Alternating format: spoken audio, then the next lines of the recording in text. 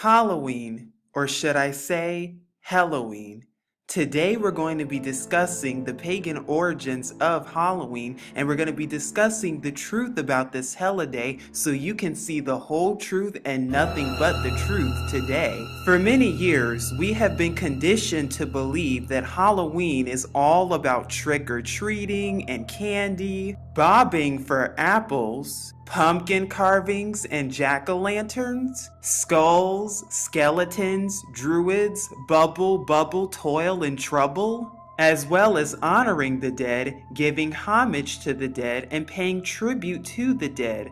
But where does this holiday really come from, and why is it celebrated and hallowed today? That and more to come. As you may or may not have known, Halloween has been regarded as a celebration for thousands and thousands of years, only it originates from and traces its origins all the way back to what's known today as Samhain. Now what Samhain is that it's one of the 8 major Celtic holidays, and it's also known as the 8th and final one, and it also marks a final Sabbath. Now it's also known as the Witch's New Year, and it marks the end of the harvest season, halfway between the fall equinox as well as the winter solstice. Samhain is a time to celebrate the dead as well as honor and pay homage to those who have passed on, and paying respects to the elders and their ancestors, to those who have died and passed on to another life. And during this time, many also partake in sacrifices, bonfires, pagan festivals, and dancing too. There is also magic, witchcraft, sorcery, spells, and summoning that is also involved. During this time, a lot of child sacrificing would also occur, in which children were to be sacrificed to animal idols and passed through the fire to be sacrificed so that sacrifices could be made around the same time as Samhain. And this is also known and commonly called Molech Worship, which is also practiced in present-day Hollywood, or should I say HELLoween, even to this day. And the reason that you see Halloween being associated and attributed with the nighttime is because it worships and honors the dead, henceforth the graveyards, demons, full moons, bats, owls, ghosts, ghouls, goblins, as well as scary jack-o'-lanterns, which is also where scary stories originate from. And then there's also the Druids, which is the Celtic priests who also celebrate this pagan festival where they would gather together and dance and circle around, as you see here, and sacrifice to their idols. Let's not forget about the ancient history, because even sources agree, according to the Encyclopedia Britannica 2005 edition, as well as the cultural history of Halloween, National Geographic, Harper's Encyclopedia of Mystical and Paranormal Experience, along with any others, which all say and agree that Halloween, or should I say HELLoween, has had and traced its origins all the way back to Samhain. And now we're going to be giving a brief timeline of Halloween, because did you know that nothing new is under the sun when it comes to jack-o'-lanterns and pumpkin decorating? Because even in the ancient African times and Indian times and many other cultures, carving gourds into elaborately decorated lanterns dates back thousands of years to Africa as well as many other places. Not to mention how the ancient Celts also believed that wearing masks would ward off the evil spirits, and this was done between the 800s and the 450 BCs, done thousands of years ago, and that is where you see masks coming in, hence masks being sold today, even in mainstream stores. And then there's also Samhain, which is the festival to celebrate the end of the Gaelic harvest that's typically on October 31st through November 1st, and this comes pre-1st century, so well over 2,000 years ago, and by the 1st century, by AD 43, Romans had conquered much of Celtic territory. 2 Roman festivals were combined with the Celtic celebration of Samhain, Feralia, which is a day in late October when Romans commemorated commemorated the passing of the dead and a day to honor Pomona, who was the Roman goddess of fruit and trees.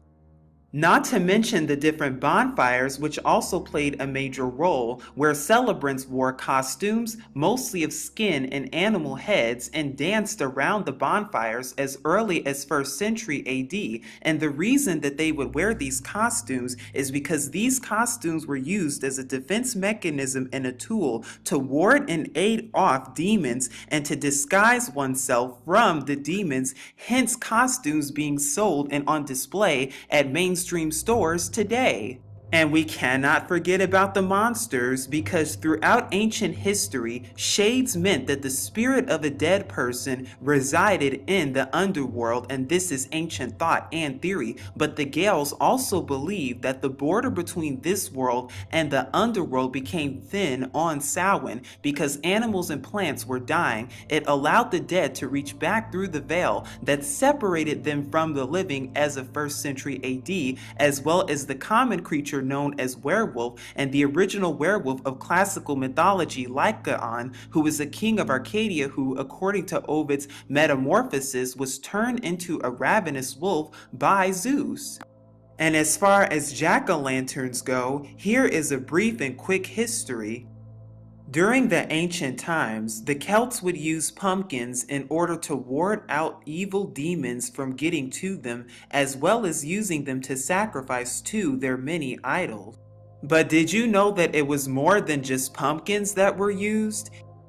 In ancient Irish folklore, turnips, apples, beets, and other fruits and vegetables were hollowed out in order to ward from the evil and other demonic forces. And what they would do is that they were carved with faces to help light the way for traveling wards and to scare the ghosts away.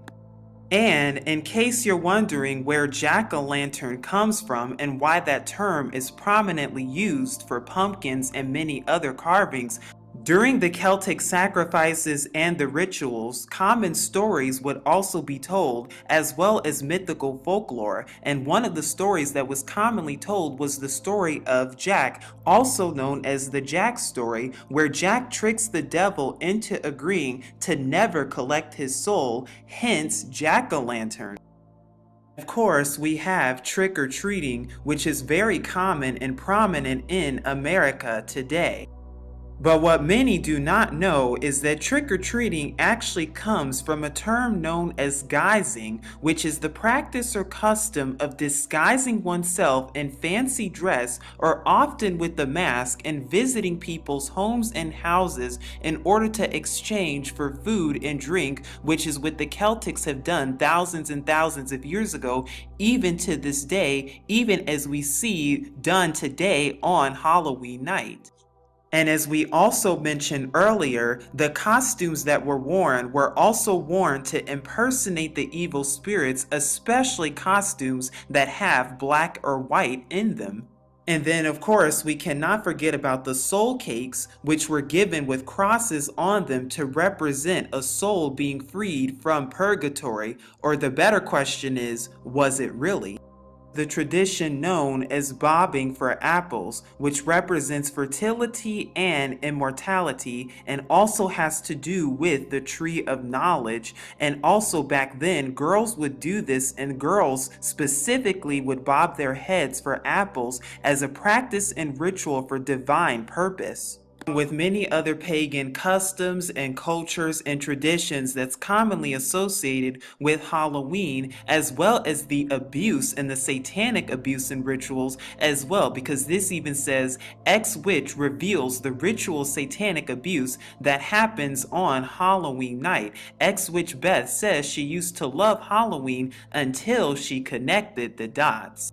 So the next time you're thinking about taking your children to go trick-or-treating, or even trick-or-treating for yourself, and the next time you think about bobbing for apples or even jack-o'-lanterns, you'll know the real truth and origin behind Halloween, or should I say HELLoween.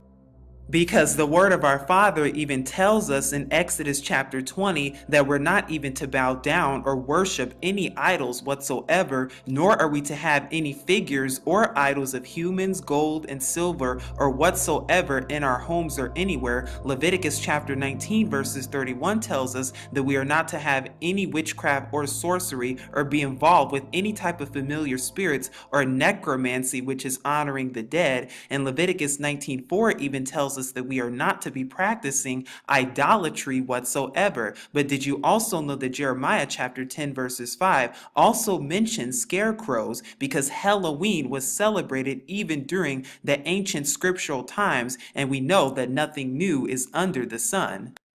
And so rather than walking in darkness, and rather than celebrating and honoring and giving homage to the dead, you can rather instead seek Yahuwah and his true son Yahusha and honor the living and honor what's alive and serve the living, and start to learn about the feast days of our Father, which is mentioned in Leviticus chapter 23, and start to learn about the truth of our Father Yahuwah and our Mashiach Yahusha, because the truth will make you free. This is Truth Unveiled here, saying peace, love, and shalom.